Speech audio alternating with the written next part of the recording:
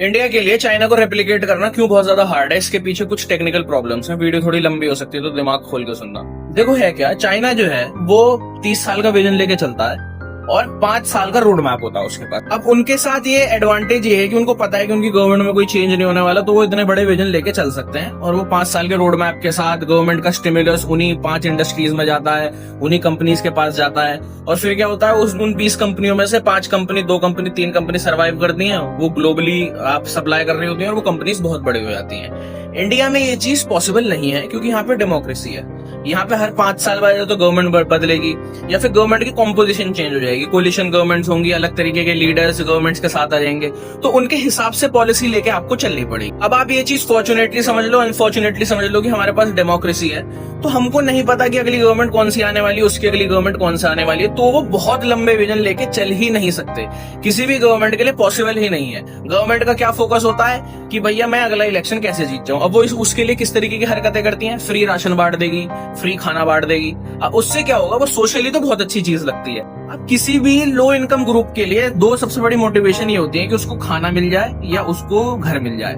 वो दोनों आपने उसको ऐसे ही दे दिए, उसकी मोटिवेशन खत्म हो जाएगी, उसकी एफिशिएंसी खत्म हो जाएगी, वो काम ही नहीं करना चाहेगा।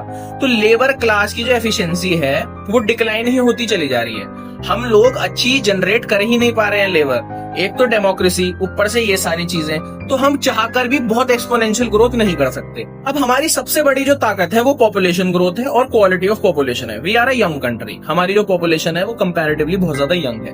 अब उसमें भी बहुत ज्यादा हेडविंड्स आने लगे हैं, लोग बच्चे पैदा नहीं कर रहे हैं और कह रहे हैं नहीं जी हमारे बस की नहीं है। और जो बच्चे पैदा हो भी रहे हैं वो ऐसे वाहियात बच्चे पैदा हो रहे हैं कि वो 6-7 कर रहे हैं और वो उल्टी सीधी हरकतें कर रहे हैं। मतलब क्या कहाँ जा रहे हैं वो मुझे तो दिखाई दे नहीं रहा, समझ में ही नहीं आ रहा। ठीक है, उनको क्या चाहिए, कोरिया वोरिया और जो भी। तो इस वजह से हम चाहकर भी नहीं कर सकते वो एक्सपोनेंशियल ग्रोथ कॉपी।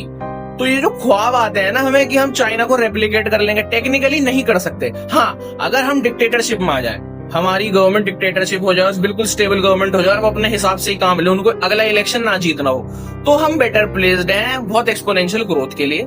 वरना चाइना को रेप्लिकेट करना इम्पॉसिबल है। तो यही चीज बस कहनी थी। पर हम जो ग्रोथ कर रहे हैं अगर वो डिसेंट है, ठीक है, आराम से धीरे धीरे ग्रोथ कर रहे हैं, तो ठीक है, हम will be eventually very big. But एकदम से नहीं हो सकता जब तक डिक्टेटरशिप ना आ जाए। ठीक है, तो यही बस आपको बताना था। ठीक है, थैंक यू सो मच।